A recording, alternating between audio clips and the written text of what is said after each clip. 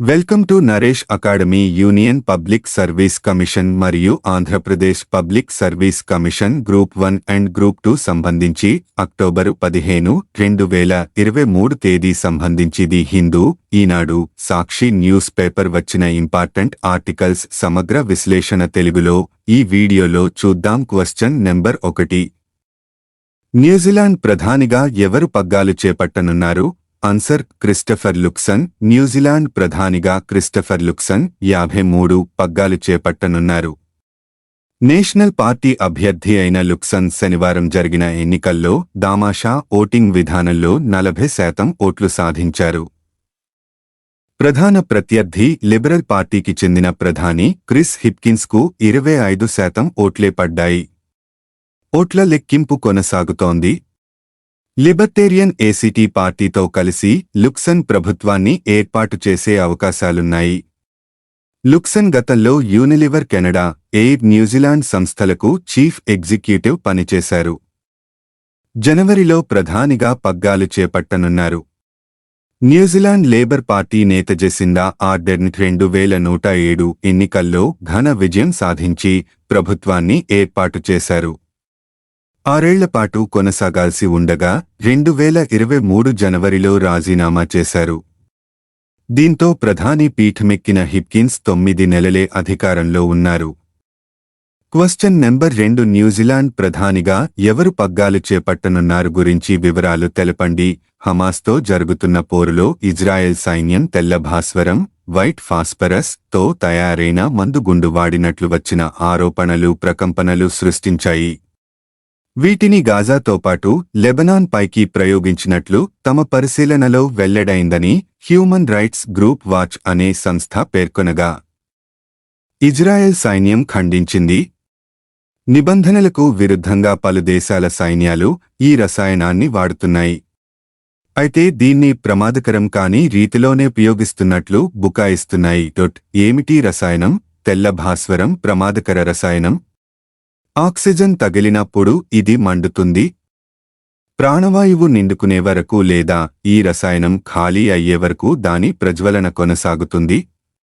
ఈ మంటలను ఆపడం చాలా కష్టం. పైగా చాలా వేగంగా మండుతుంది. ఇది 800 డిగ్రీల సెల్సియస్ వేడిని కలిగిస్తుంది. ఈ ఉష్ణోగ్రత వద్ద లోహాలు కరిగిపోతాయి. మంటలు దట్టమైన పొగను ఎక్కువ దూరం వ్యాప్తి చేయగలదు. ఈ లక్షణాల దృష్ట్యా అనేక దేశాల సైన్యాలు దీన్ని యుద్ధంలో పొగ తెరను సృష్టించేందుకు ఉపయోగిస్తున్నాయి. ఆ తెరమాటున శత్రువును బోల్తా కొట్టించేందుకు ప్రయత్నిస్తుంటాయి. ఈ పొగ 7 నిమిషాల పాటు గాల్లో ఉంటుంది. ఈ రసాయనం వెల్లుల్లి తరహా వాసనను కలిగిస్తుంది.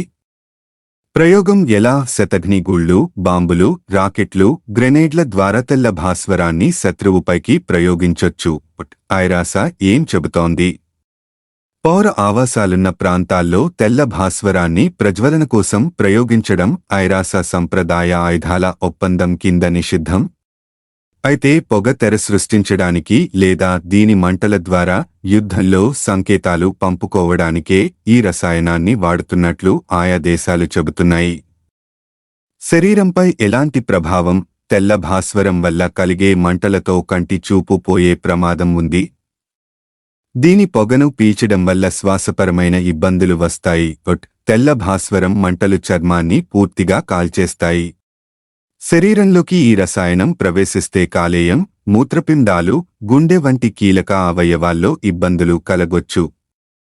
ఇవి తెల్ల భాస్వరం వల్ల తలెత్తినట్లు వైద్యులు గుర్తించి సరైన చికిత్స అందించకుంటే అవయవ వైఫల్య ముప్పునకు దారితీయవచ్చు. Question number 3. 40 ఏళ్ల తర్వాత భారత్, శ్రీలంక మధ్య ఫెర్రీ ప్రారంభం గురించి వివరాలు తెలపండి. తమిళనాడులోని నాగపట్టినం హార్బర్ నుంచి శ్రీలంకలోని కాంగేసందురై ప్రారంభోత్సవంలో వర్చువల్గా మాట్లాడుతున్న ప్రధాని మోదీ హార్బర్ మధ్య ప్రయాణికుల ఫెర్రీ అక్టోబర్ 14 శనివారం ప్రారంభమైంది. శ్రీలంకలో యుద్ధ సమయంలో ఈ సర్వీసు రద్దవగా 40 ఏళ్ల తర్వాత పునరుద్ధరించారు. ప్రధానమంత్రి నరేంద్ర మోదీ వర్చువల్గా ఈ సర్వీసు ప్రారంభోత్సవంలో పాల్గొని మాట్లాడారు. భారత్ శ్రీలంక సత్సంబంధాలకు ఫెర్రీ ప్రయాణం మైలురాయిగా అభివర్ణించారు. రెండు దేశాల మధ్య జల రవాణా బలోపేతమవడమే కాక ప్రజల హృదయాలు దగ్గరవుతాయని ఆశాభావం వ్యక్తం చేశారు. చెన్నై జాఫ్నా మధ్య 2019 నుంచి విమాన సర్వీసులు మొదలైన విషయాన్ని ఈ సందర్భంగా గుర్తు చేసుకున్నారు. రవాణాతో పాటు ఫిన్టెక్, విద్యుత్తు రంగాల్లో శ్రీలంకతో కలిసి ముందుకెళ్తున్నట్లు ప్రకటించారు.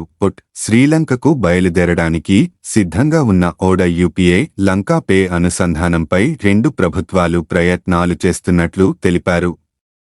నాగపట్టినంలో కేంద్ర మంత్రి సర్బానంద సోనోవాల్ తమిళనాడు మంత్రి ఈవీ వేలుతో కలిసి ఫెర్రీ ప్రారంభోత్సవంలో పాల్గొని జెండా ఊపి శ్రీలంకకు సాగనంపారు. ప్రయాణ దూరం 110 కిలోమీటర్లు కాగా 3.34 గంటల సమయం పడుతోంది. ఒక్కొక్కరికి టికెట్ ధర జీఎస్టీతో కలిపి రూ.767 నిర్ణయించారు. సర్వీసు ప్రారంభం నేపథ్యంలో శనివారం ఒక్కరోజు మాత్రం 75% రాయితీ ఇచ్చారు. క్వశ్చన్ నెంబర్ 4 సమగ్ర తీర భద్రతా వ్యాయామం సాగర్ కవాచ్ గురించి వివరాలు తెలపండి. సందర్భం 11 నుంచి 12 వరకు అక్టోబరు 2023 నుండి భారత నావికాదళం ఆంధ్రప్రదేశ్, తమిళనాడు మరియు పుదుచ్చేరి యుటిలో అన్ని సముద్ర భద్రతా ఏజెన్సీలతో కూడిన 2 రోజుల సమగ్ర తీర భద్రతా వ్యాయామం సాగర్ కవాచ్ 02-23 నిర్వహించింది. వివరాలు flag officer commanding in chief eastern naval command ఫోర్సింక్ ఈస్ట్ ఆధ్వర్యంలో ఈ వ్యాయామం అమలు చేయబడింది. అతను commander in chief coastal defence తూర్పు అధికారాన్ని కూడా ఉపయోగిస్తాడు.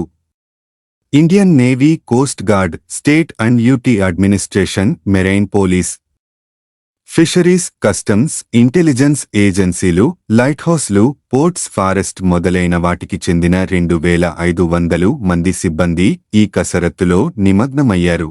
సముద్రం నుండి వచ్చే అసమాన ముప్పుతో వ్యవహరించేటప్పుడు తీరప్రాంత భద్రతా యంత్రాంగం యొక్క సమర్థత మరియు పటిష్టతను అంచనా వేయడం ఈ వ్యాయామం లక్ష్యం. కోస్ట్ గార్డ్ మరియు ఇతర తీర భద్రతా ఏజెన్సీల ఆస్తులతో పాటు భారత నావికాదళ నౌకలను ఆ ప్రాంతంలో నిఘా పెంచేందుకు మోహరించారు. విశాఖపట్నం, చెన్నై మరియు రామనాథపురం నుండి పనిచేసే డోర్నియర్ ఎయిర్ క్రాఫ్ట్ మరియు హెలికాప్టర్ల ద్వారా మెరుగైన భద్రతా చర్యలు ఏర్పాటు చేయబడ్డాయి మరియు విస్తృతమైన వైమానిక నిఘా చేపట్టబడ్డాయి. క్వశ్చన్ నెంబర్ 5 గుజరాతీ నృత్యం గర్భాపై ప్రధాని మోదీ పాట వివరాలు తెలపండి. ప్రధాని నరేంద్ర మోదీ గీత రచయితగా మారారు. శరన్నవరాత్రుల సందర్భంగా ప్రదర్శించే గుజరాత్ నృత్యమైన గర్బాపై గతంలో ఆయన రాసిన కవిత మ్యూజిక్ వీడియో రూపంలో విడుదలైంది. దీనిపై మోదీ ఆనందం వ్యక్తం చేశారు. చాలా ఏళ్ల క్రితం దీన్ని రాశానని, ఇప్పుడు ఈ గీతాన్ని వింటుంటే పాత స్మృతులు గుర్తుకు వస్తున్నాయని చెప్పుకొచ్చారు. అంతేకాదు, గర్బా మరో పాటను కూడా తాను రాశానని తెలిపారు. చాలా ఏళ్ల నుంచి రాయలేదు, కానీ గత కొన్ని రోజుల్లో గర్భా కొత్త పాటను రాయగలిగాను. నవరాత్రి సందర్భంగా అందరితో ఆ పాటను పంచుకుంటాను అని శనివారం ఎక్స్లో ట్వీట్ చేశారు. తాను గతంలో రాసిన గర్భా కవితను మ్యూజిక్ వీడియో రూపంలో విడుదల చేసిన బృందానికి ధన్యవాదాలు చెప్పారు. గాయని ధ్వని భానుశాలికి, పాటకు స్వరాలు సమకూర్చిన బాలీవుడ్ సంగీత దర్శకుడు తనిష్క్ బాగ్చికి, జేజస్ట్ మ్యూజిక్ సంస్థకు అభినందనలు తెలిపారు. మరో ఎక్స్ పోస్ట్లలో ఇటీవల ఉత్తరాఖండ్ పర్యటనకు సంబంధించిన చిత్రాలను మోదీ షేర్ చేశారు. ఉత్తరాఖండ్లోని ఏ ప్రాంతాలను తప్పనిసరిగా చూడాలని నన్ను ఎవరైనా అడిగితే కుమావోన్ ప్రాంతంలోని పార్వతీకుండ్, జగేశ్వర్లను తప్పక సందర్శించాల్సిందిగా కోరుతాను. ఎందుకంటే ప్రాంతంలోని ప్రకృతి సౌందర్యం, దైవత్వం మిమ్మల్ని మంత్రముగ్ధులను చేస్తాయి. వాస్తవానికి రాష్ట్రంలో ప్రసిద్ధి చెందిన ప్రదేశాలు చాలా ఉన్నాయి. వీటిలో కేదార్నాథ్, బద్రీనాథ్ వంటి ఆలయాలు నాకు మరపురాని అనుభూతులు.